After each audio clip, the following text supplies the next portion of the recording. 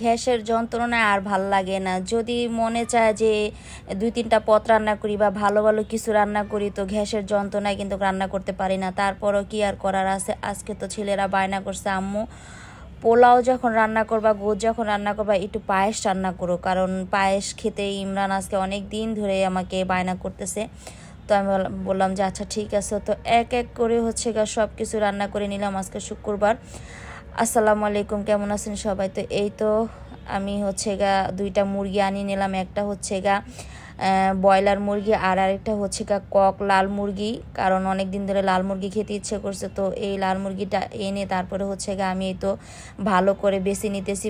বাছার আগে একটু আগুনে পুড়িয়ে নিলাম। তো এখন বসে বসে এই মুরগিটাকে আমি বাছতেছি। মুরগিটাকে ভালো করে বেছে তারপরে কাটবো। তো মুরগিটা কাটার আগেই মুরগিটাকে একটু নাচানাচি করে নিলাম, কারণ মুরগিটা মনে হাসি খুশি ছিল, এই জন্য একটু মুরগিটাকে ভালো করে একটু দোলনা খাওয়াইয়ে নিলাম। তারপরে এই তো মুরগিটাকে ভালো করে আমি টিস্যু দিয়ে সুন্দর করে পরিষ্কার করে নিলাম।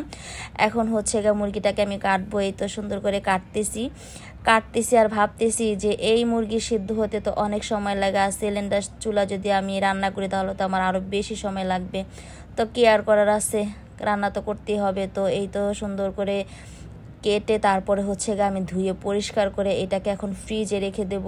আর এই যে ব্রয়লার মুরগিটা, সেটাও আমি ফ্রিজে রেখে দেব।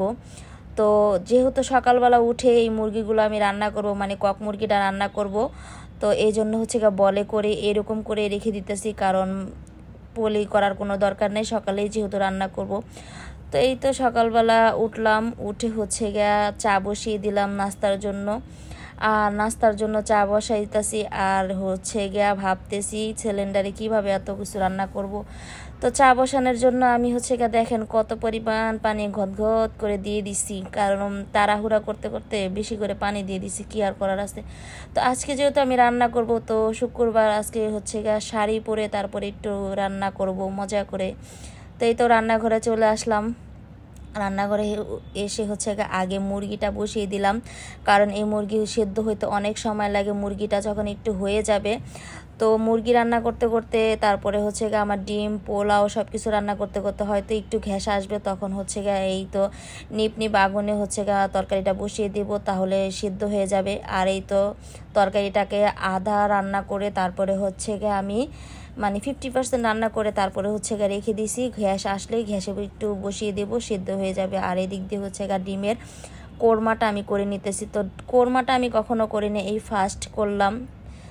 মাশাল্লাহ মজাই হয়েছে আমার কোরমাটা। তো এখানে পেঁয়াজ বাটা, আদা রসুন বাটা, তারপরে ধনিয়ার গুঁড়া, গরম মশলার গুঁড়া, তারপরে টক দই, তারপরে চিনি, তারপরে দুধ, সব কিছু দিয়ে নিছি। তারপরে মরিচের গুঁড়া, যা যা লাগে সব কিছুই দিছি। বেশ মজা হয়েছে। তো এই তো আমার কোরমাটা প্রায় হয়ে আসতেছে।